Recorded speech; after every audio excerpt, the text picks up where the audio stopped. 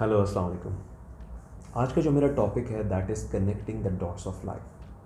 जितने भी हमारी लाइफ में एक्सपीरियंसेस होते हैं जिसको हम क्लासिफाई करते हैं ईदर गुड एक्सपीरियंस और बैड एक्सपीरियंस, क्या वो वाकई में गुड और बैड एक्सपीरियंसेस होते हैं या सिर्फ ये हमारी परसेप्शन होती है? और ये एक्सपीरियंसेस जिसको हम बैड क्लासिफाई करते हैं ये हमारी लाइफ में क्यों आते हैं? और मैं ये भी आज एग्ज़ाम्पल के थ्रू समझाने की कोशिश करूँगा कि जितने भी बैड एक्सपीरियंसेस आते हैं वो अल्लाह ताला की तरफ से एक इंडिकेशन आती है कि these are your areas of improvement. और मैं इसको आज एग्जांपल से समझाऊंगा मैं। सो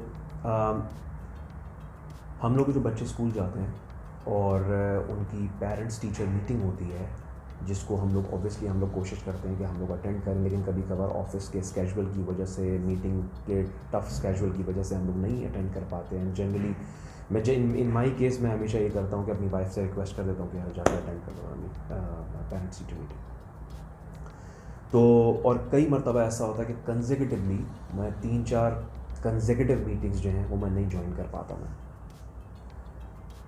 इमेजिन करें कि एक बार मुझे पता चले कि मेरा बच्चा किसी एग्ज़ाम में या किसी सब्जेक्ट में फ़ेल हो गया है या उसके नंबर कम आए। What would be my reaction? Definitely हम सब का रिएक्शन यही होगा कि यार ठीक है भाई, ऑफिस की मीटिंग्स होती रहेंगी, वो बात ठीक है, लेकिन now from now on I have to attend the parents teacher meeting of my child.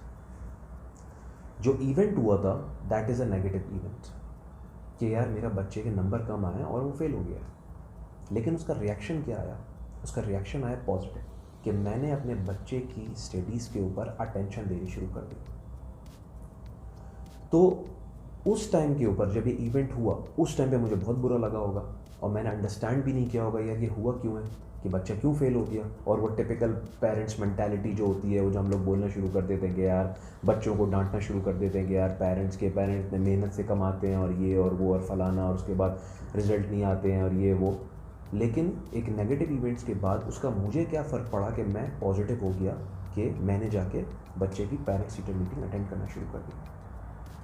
तो आज का जो मेरा टॉपिक था वो बेसिकली मैं बड़े शॉर्ट और कंसाइज वे में ये बताने की कोशिश कर रहा था कि हमारी लाइफ में जितने भी इवेंट्स होते हैं वो पॉजिटिव या नेगेटिव नहीं होते, और अगर कोई नेगेटिव होता भी है तो उसका कोई ना कोई रीज़न होता है। जैसे हम कहते हैं ना कि everything happens for a reason. वो रीज़न हमें उस वक्त समझ में नहीं आएगा, we won't be able to connect the dot at that time.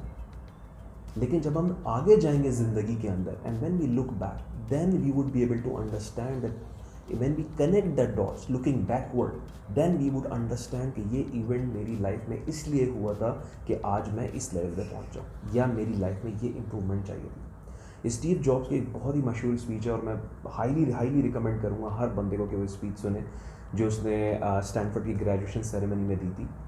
और उसके अंदर उसने यही एक लाइन बोली थी, it's a very famous line, कि you can not connect the dots looking forward, you can always connect the dots looking backward. आपकी लाइफ में पीछे से क्या चलता आ रहा है और वो सीरीज़ ऑफ इवेंट्स क्यों पैदा हुए या क्यों हुए ये आपको उस वक्त समझ में नहीं आएगा। जैसे बचपन में बहुत सारी चीज़ें हम लोग को समझ में नहीं आती हैं, but when we grow up then we understand कि ये मेरी लाइफ में क्यों हुआ था, and because of those experiences, those events और दोज हैपनिंग्स आज मैं यहाँ पे हूँ।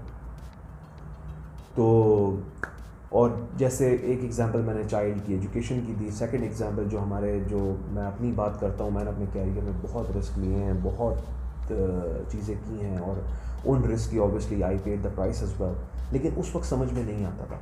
उस वक्त जब आप बहुत सारी चीज़ें ऐसी होती हैं जो आप अंडरस्टैंड नहीं कर पा रहे होते हैं, लेकिन एक वक्त आता है ज़िंदगी के अंदर व्हेन यू रियलाइज़ के जो चीज़ों से मैं गुजरा हूँ, जिन जिन एक्सपीरियंसेस से मैं गुजरा हूँ, आज मैं कहाँ पे खड़ा हूँ, that I am sharing my experiences with the people कि लाइफ में जो भी होता है वो क्यों होता है और उसको कैसे परसीव करना चाहिए।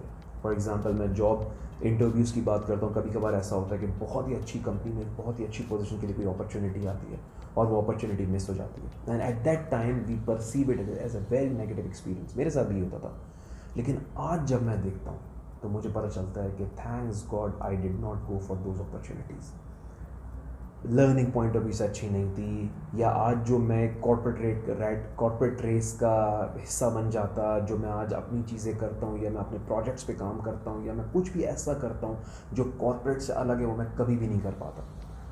तो बस आज का मेरा टॉपिक यही था, और आज का कंक्लूजन यही है कि जितने भी नेगेटिव इवेंट्स हमारी लाइफ के ऊपर आते हैं वो सारे नेगेटिव नहीं होते। उस पर्टिकुलर टाइम पे हमें नेगेटिव लगते हैं, लेकिन हम लोग उसको देखना चाहिए, एनालाइज करना चाहिए कि ये नेगेटिव इवेंट जो हुआ इसका पॉजिटिव क्या है। और इसका एक रीज़न एक्सप्लेन करने का ये भी था कि आजकल ऑब्वियसली हमारे सराउंडिंग्स में बहुत नेगेटिविटी है, बहुत ज़्यादा।